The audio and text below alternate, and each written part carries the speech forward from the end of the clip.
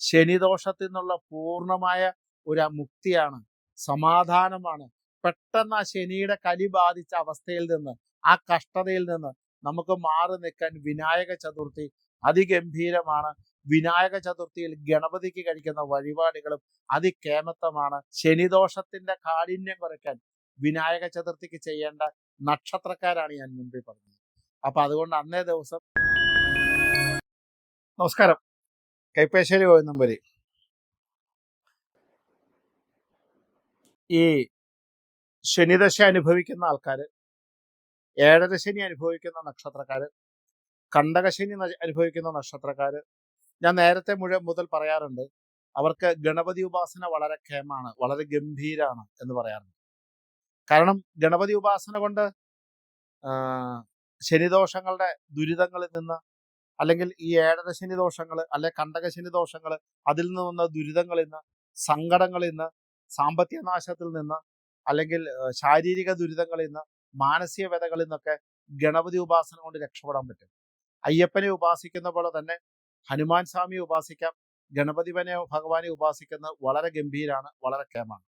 അപ്പം ഏഴരശനി കണ്ടകശനി അനുഭവിക്കുന്നവര് ഈ വിനായക ചതുർത്ഥി ദിവസം അവർ ചെയ്യേണ്ടത് എന്താണ്, അത് ഏതൊക്കെ നക്ഷത്രക്കാരാണെന്ന് നമുക്ക് നോക്കാം. കാരണം ഇപ്പോൾ നിലവിലെ ഏഴരശനി അനുഭവിക്കുന്ന നക്ഷത്രങ്ങൾ എന്ന് പറഞ്ഞിട്ടുണ്ടെങ്കിൽ കുംഭക്കൂറ്, മീനക്കൂറ്, മേടക്കൂറ്. കുംഭക്കൂറ് എന്ന് പറഞ്ഞാൽ അവിട്ടത്തിന്റെ അവസാനം ചതയം, പൂരുട്ടായി നക്ഷത്രം, ഉത്തട്ടായി നക്ഷത്രം, രേവതി നക്ഷത്രം, അശ്വതി നക്ഷത്രം, ഭരണി നക്ഷത്രം, കാർത്തികയുടെ കാല്. അതായത് ഇത്രയും നക്ഷത്രക്കാർക്ക് നിലവിൽ ഏഴരശനിയാണ്.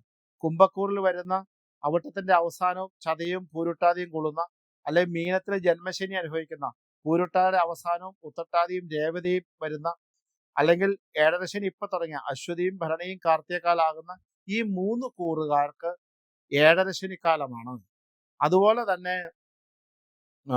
മിഥുനക്കൂറ് എന്ന് പറഞ്ഞിട്ടുണ്ടെങ്കിൽ മകയിരത്തിന്റെ അവസാനവും തിരുവാതിരയും പുണർത്തിന്റെ ആദ്യ ഭാഗവും കൂടുന്ന മിഥുനക്കൂറുകാര്, അല്ലെ കന്നിക്കൂറ് ഉത്രത്തിന്റെ അവസാനവും അത്തവും ചിത്രയുടെ ആദ്യ ഭാവവും വരുന്ന കന്നിക്കൂറുകാര്, അല്ലെങ്കിൽ ധനുക്കൂറ് ഉത്രാടത്തിന്റെ അവസാനവും തിരുവോണവും ഔട്ടത്തിന്റെ ആദ്യ ഭാഗവും വരുന്ന ധനുക്കൂറുകാര്. ഇത്രയും പേർക്ക് കണ്ടകശനിക്കാരുമാണ്. അപ്പൊ അവര് നിർബന്ധമായിട്ട് ഈ കണ്ടകശനിയും ഏഴരശനി അനുഭവിക്കുന്നവര്, കൂടാതെ ശനിദശ ഇപ്പൊ നിലവിലുള്ള ആൾക്കാര് ഈ വിനായക ചതുർത്ഥി ദിവസം ഭഗവാന് എന്താ പറയണ, ഗണപതി ഭഗവാന് ഈ പറയണ ഗണപതി ഹോമം നടത്തുക, ഗണപതിക്ക് മുക്കൂറ്റി പുഷ്പാഞ്ജലി കഴിക്കുക, ഗണപതിക്ക് കറുകമാല ചാർത്തുക, ഗണപതിക്ക് കറുക ഹോമിക്കുക, ഗണപതിക്ക് മുക്കൂറ്റി ഹോമിക്കുക. അതുപോലെ ഗണപതിക്ക് അന്നത്തെ ദിവസം, ചതുർത്ഥി ദിവസം ഉണ്ണിയപ്പം ഹോമിക്കുക, അട ഹോമിക്കുക. അട എന്ന് പറയുന്ന വഴിവാണത്, അട ഹോമിക്കുക. ഇതെല്ലാം ചെയ്യണമെന്നല്ല, ഇതിലേത് ചെയ്താലും അത് ഒരുപാട് ദോഷങ്ങളിൽ നിന്ന്, ശനിദോഷങ്ങളിൽ നിന്ന് മാറി നിൽക്കാൻ സഹായിക്കും. ഗണപതിക്കുള്ള അപ്പം വഴിപാട്, അപ്പം ഹോമിക്കാനായിട്ട് നമുക്ക് വഴിപാട് കൊടുക്കാം. എൻ്റെ വക 12 അപ്പം അങ്ങനെ നേദിക്കാൻ കൊടുത്തിട്ടുണ്ടെങ്കിൽ ആ 12 അപ്പം ഹോമിക്കുമ്പോൾ അത് നല്ലതാണ്. അല്ലെങ്കിൽ 2 അട, അല്ല 5 അടയെന്ന് ഹോമിക്കുന്നുണ്ട്. അല്ലെങ്കിൽ മുക്കൂറ്റി ഹോമിക്കാൻ നമുക്ക് കൊടുക്കാം. ഒരു 36, 44, 108 മുക്കൂറ്റി കൊണ്ട് കൊടുത്തിട്ട് ഹോമിക്കാൻ കൊടുക്കാം.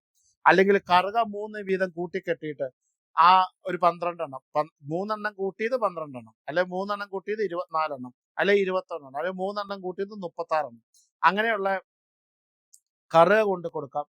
ഇതല്ലെങ്കിൽ കറുക മാല ചാർത്താം, ഗണപതി ഹോമത്തിന് കൊടുക്കാം. ഇത് ചെയ്യുന്നത് ഞാൻ ഈ പറഞ്ഞ ഏഴരശനി അനുഭവിക്കുന്നവരും കണ്ടകശനി അനുഭവിക്കുന്നവരും ശനിദശ അനുഭവിക്കുന്നവരും നിർബന്ധമായി ചെയ്യണം. ശനിദോഷത്തിൽ നിന്നുള്ള പൂർണ്ണമായ ഒരു മുക്തിയാണ്, സമാധാനമാണ്. പെട്ടെന്ന് ആ ശനിയുടെ കലി ബാധിച്ച അവസ്ഥയിൽ നിന്ന്, ആ കഷ്ടതയിൽ നിന്ന് നമുക്ക് മാറി നിൽക്കാൻ വിനായക ചതുർത്ഥി അതിഗംഭീരമാണ്. വിനായക ചതുർത്ഥിയിൽ ഗണപതിക്ക് കഴിക്കുന്ന വഴിപാടുകളും അതികേമത്തമാണ്. ശനിയുടെ കാഠിന്യം കുറയ്ക്കാനായിട്ട് വിനായക ചതുർത്ഥിക്ക് ചെയ്യേണ്ടതാണ് ഇതെല്ലാം. ശനിദോഷത്തിന്റെ കാഠിന്യം കുറയ്ക്കാൻ വിനായക ചതുർത്ഥിക്ക് ചെയ്യേണ്ട നക്ഷത്രക്കാരാണ് ഞാൻ മുമ്പിൽ പറഞ്ഞത്. അപ്പൊ അതുകൊണ്ട് അന്നേ ദിവസം മുൻ പറഞ്ഞ നക്ഷത്രക്കാര് ഇങ്ങനെയുള്ള വഴിപാടുകൾ അവരുടെ സ്വന്തം പേരിൽ നിർബന്ധമായി ചെയ്യണം. കുടുംബത്തിൽ നിന്നൊരു ഗണപതി ഹോമം ഉണ്ടാവാം, കുടുംബത്തിൽ നിന്ന് വഴിപാടുണ്ടാവും.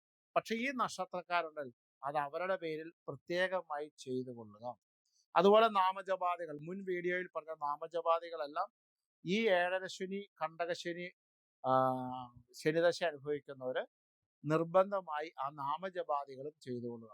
അപ്പൊ ശനിയുടെ കാഠിന്യത്തിൽ നിന്ന്, ശനിയുടെ ഉപദ്രവത്തിൽ നിന്ന്, ശനി കൊണ്ട് അനുഭവിക്കുന്ന കഷ്ടതയിൽ നിന്ന്, ശനി കൊണ്ട് അനുഭവിക്കുന്ന ശാരീരിക അസ്വസ്ഥതയിൽ നിന്ന്, ശനിയുടെ ദോഷം കൊണ്ടുണ്ടായിരിക്കുന്ന സാമ്പത്തിക പ്രശ്നങ്ങളിൽ നിന്ന് താൽക്കാലിക മോചനമാണ് ഗണേശ ചതുർത്ഥി. അപ്പൊ അതുകൊണ്ട് ഈ നക്ഷത്രക്കാരും ഈ പറയുന്ന കൂറുകാരും ശനിദശ അനുഭവിക്കുന്നവരും ഈ വിനായക ചതുർത്ഥിക്ക് കാഠിന്യം കുറയ്ക്കാൻ ഇങ്ങനെയുള്ള കാര്യങ്ങൾ ചെയ്തോളൂ. അത് വളരെ ഗംഭീരമാണ്, വളരെ കേമാണ്. നമസ്കാരം. ഒരു വർഷത്തേക്കുള്ള ഫലമാണ്. അടുത്ത ഒരു വർഷത്തേക്കാണ് നിങ്ങൾക്ക് അതിന്റെ ഗുണം കിട്ടുന്നത്. ബുദ്ധിയുടെ സിദ്ധിയുടെയും കാരകനായ ഭഗവാനാണ്. നന്മയുടെയും ഐശ്വര്യത്തിന്റെയും കാരകനായ ഭഗവാനാണ്. എല്ലാ അഭീഷ്ടങ്ങളുടെയും കാരകനാണ്. ജീവിതത്തിലെ സകല തടസ്സവും മാറ്റി നന്മയിലേക്ക് ലയിക്കുന്ന കാരകനാണ്. അപ്പൊ അതുകൊണ്ട് അങ്ങനെയുള്ള ഭഗവാനെ മനസ്സിൽ ധ്യാനിച്ച് ആ ഒരു ദിവസം, ആ ചതുർത്ഥി ദിവസം അദ്ദേഹത്തിന്റെ വ്രതമെടുത്താൽ, അദ്ദേഹത്തിന്റെ ഉപവാസം എടുത്താൽ, അദ്ദേഹത്തിന്റെ നൊയമ്പെടുത്താൽ അത് ജീവിതത്തിലെ ഏറ്റവും മഹത്തരമായ സംഭവമാണെന്ന് മാത്രമല്ല, ഒരു ഉറപ്പാണ്, അടുത്ത ഒരു വർഷത്തുള്ളിൽ നിങ്ങൾക്ക് ഒരു കാര്യം, നിങ്ങളുടെ ഉദ്ദേശിക്കുന്ന ഒരു സംഭവത്തിലേക്ക്, അതിന്റെ പൂർത്തീകരണത്തിലേക്ക് നമുക്ക് കടന്നു ചെല്ലാൻ പറ്റും. നമസ്കാരം. കൈപ്പകശ്ശേരി ഗോവിന്ദംപുരി. പുതിയ വർഷമാണ്. മലയാള മാസത്തിലെ ചിങ്ങമാസത്തില് നമ്മുടെ ഒരു വർഷത്തേക്കുള്ള പ്രയാണം തുടങ്ങിയിരിക്കുന്നു. നമ്മള് വർഷാരംഭത്തില് സനാതന ധർമ്മ വിശ്വാസികളെല്ലാം, ഹൈന്ദവ മതവിശ്വാസികളെല്ലാം, അതുമാത്രമല്ല ഇന്ത്യയിൽ മാത്രമല്ല വിദേശ രാജ്യങ്ങളിൽ പോലും ഒട്ടനവധി സ്ഥലങ്ങളിൽ ഒട്ടനവധി വ്യക്തികൾ ആഘോഷിക്കപ്പെടുന്ന വിനായക ചതുർത്ഥി കടന്നു വരികയാണ്. ശരിക്ക് ഈ വിനായക ചതുർത്ഥി ഏറ്റവും കൂടുതൽ നോർത്ത് ഇന്ത്യയിലൊക്കെ വളരെ ശക്തമായി 10 ദിവസങ്ങളായിട്ടാണ് ആഘോഷിക്കപ്പെടുന്നത്.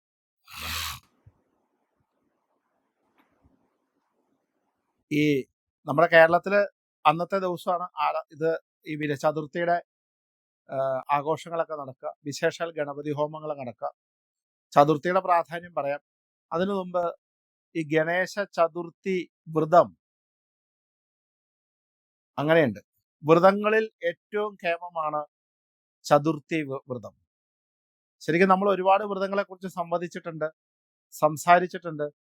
എങ്കിലും ഗണേശ ചതുർത്ഥി എന്ന് പറയുന്ന, അല്ലെങ്കിൽ വിനായക ചതുർത്ഥി എന്ന് പറയുന്ന ആ ദിവസത്തെ വ്രതാനുഷ്ഠാനങ്ങളെ കുറിച്ച്, കാരണം നമുക്കറിയാം ഏതൊരു നല്ല കാര്യങ്ങൾ തുടങ്ങുന്നതിനും, ഏതൊരു സംഭവങ്ങൾ ഹിന്ദു ഭവനങ്ങളിൽ ആരംഭിക്കുന്നതിനും, ഒരു സദ്യ ആയാലും എന്ത് സാധനങ്ങളായാലും എന്ത് പ്രവർത്തനങ്ങളായാലും നമുക്ക് ഗണപതി ഭഗവാന് ഇലക്കീറില് ഒരു പഴമെങ്കിലും വെക്കാതെ നമ്മൾ ഒരു കാര്യവും ചെയ്യാറില്ല. കാരണം എല്ലാ ക്രിയകൾക്കും, എല്ലാ പൂജകൾക്കും, എല്ലാ ആരാധനകൾക്കും, എല്ലാ ആചാരങ്ങൾക്കും, എല്ലാ കാര്യങ്ങൾക്കും ഗണപതിയെ പ്രാർത്ഥിച്ച് മാത്രം തുടങ്ങുന്ന രീതിയാണ് നമ്മളെല്ലാവരും വർത്തിച്ചു വരുന്നത്. അപ്പോൾ അദ്ദേഹത്തിൻ്റെതായി നിൽക്കുന്ന വിനായക ചതുർത്ഥി വ്രതം അതെടുക്കുക എന്ന് പറഞ്ഞാൽ വളരെ വളരെ ഗംഭീരമാണ്, അതികേമാണ്. വിനായക ചതുർത്ഥിയുടെ തലേദിവസം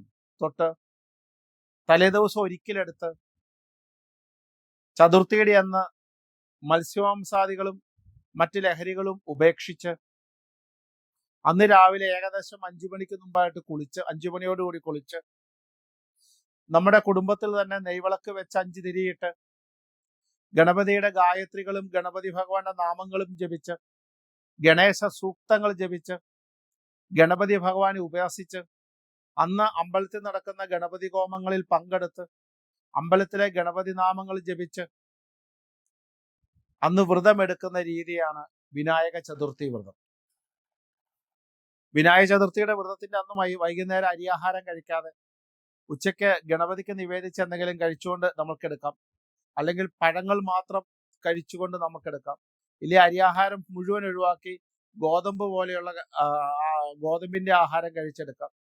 അങ്ങനെ ആ ഒരു ദിവസം മുഴുവൻ ഗണപതിയുമായിട്ടുള്ള പ്രാർത്ഥനകളോടെയും ഗണേശ നാമങ്ങളിലൂടെയും ഗണേശ സൂക്തങ്ങളിലൂടെയും ഗണപതിയുടെ കീർത്തനങ്ങളിലൂടെയും ജപിച്ച് അന്ന് ഭഗവത് പ്രസാദത്തിനായിട്ട് എല്ലാ ദേവന്മാരുടെയും പൂജയ്ക്ക് മുമ്പ് ആദ്യം പൂജ കഴിക്കുന്ന വ്യക്തി ഗണപതി എന്ന സങ്കല്പത്തില് എല്ലാ ദേവന്മാരും ആഘോഷിക്കുന്ന ഗണപതിവാന്, എല്ലാ ദേവന്മാരും ഒരു കർമ്മത്തിന് മുമ്പ് ആദ്യം ആദരിക്കുന്ന ഭഗവാനായ, ഒന്നാമൻ എന്ന് പറഞ്ഞ പേര് കേട്ട ഭഗവാനായ ആ ഗണപതി ഭഗവാനെ പ്രാർത്ഥിച്ച് ജപിച്ച് ഹോമ നടക്കുന്ന സ്ഥലങ്ങളിൽ മനസ്സുകൊണ്ട് സംവദിച്ച് നിൽക്കുന്ന ആ ഒരു ദിവസം പൂർണ്ണ വ്രതത്തിലൂടെ എടുക്കുമ്പോൾ ഒരു വർഷത്തേക്ക്, അടുത്ത ഒരു വർഷത്തേക്കുള്ള തടസ്സങ്ങൾ മാറാൻ ഏറ്റവും കേമാണ്.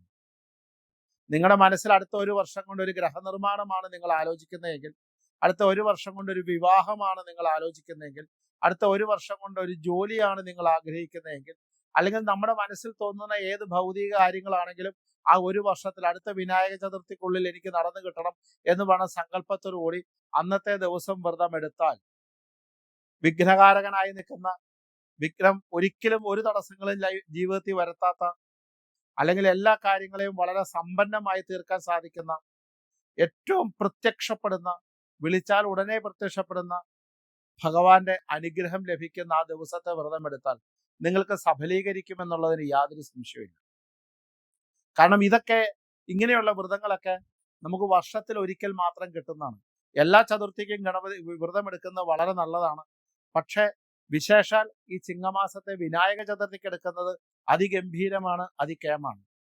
ഒരു ലക്ഷ്യത്തെ മുൻനിർത്തിക്കൊണ്ട്, ഒരു പ്രാർത്ഥനയെ മുൻനിർത്തിക്കൊണ്ട്, ഒരു കാര്യത്തെ മുൻനിർത്തിക്കൊണ്ട് ആ ഭഗവാന്റെ അനുഗ്രഹം ലഭിക്കുന്നതിനായി, ആ ഭഗവാന്റെ പാതാരബിന്ദങ്ങളിൽ ലയിക്കുന്നതിനായിട്ട്, അദ്ദേഹത്തിന്റെ ഭഗവത് നാമങ്ങൾ ജപിച്ച് അദ്ദേഹത്തിന്റെ അനുഗ്രഹം നേടുന്നതിനായിട്ട്, അദ്ദേഹത്തിന്റെ നാമങ്ങളാൽ, അദ്ദേഹത്തിന്റെ ദർശനത്താൽ, അദ്ദേഹത്തിന്റെ സ്മരണയാൽ നമുക്ക് അനുഗ്രഹം ലഭിച്ച് ആ അനുഗ്രഹത്തിലൂടെ ആ വ്രതം പൂർത്തിയാക്കി പിറ്റേ ദിവസം രാവിലെ ഗണപതിയുള്ള അമ്പലത്തിലോ, ഗണപതിയുള്ള എല്ലാ അമ്പലങ്ങളിലും ഗണപതി ഭഗവാന് പ്രതിഷ്ഠ ഉണ്ടാവും, അമ്പലങ്ങളിൽ പോയി തീർത്ഥം സേവിച്ച് പാരണ വീടി അവസാനിപ്പിക്കുന്നതാണ് വിനായക ചതുർത്ഥി വ്രതം.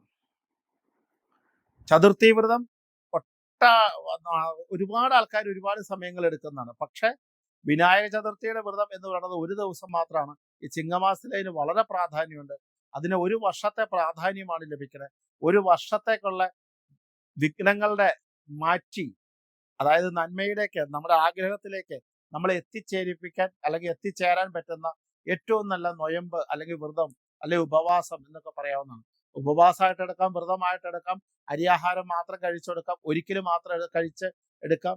ധാരാളം ഗണപതി നാമങ്ങൾ ജപിച്ച്, ധാരാളം ഗണപതി ശ്ലോകങ്ങൾ ചൊല്ലി അന്നത്തെ ദിവസം അദ്ദേഹത്തിന് വേണ്ടി സമർപ്പിച്ചാൽ ഒരു വർഷത്തേക്കുള്ള ഫലമാണ്. അടുത്ത ഒരു വർഷത്തേക്കാണ് നിങ്ങൾക്ക് അതിന്റെ ഗുണം കിട്ടുന്നത്. ബുദ്ധിയുടെ സിദ്ധിയുടെയും കാരകനായ ഭഗവാനാണ്. നന്മയുടെയും ഐശ്വര്യത്തിന്റെയും കാരകനായ ഭഗവാനാണ്. എല്ലാ അഭീഷ്ടങ്ങളുടെയും കാരകനാണ്. ജീവിതത്തിലെ സകല തടസ്സവും മാറ്റി നന്മയിലേക്ക് ലയിക്കുന്ന കാരകനാണ്.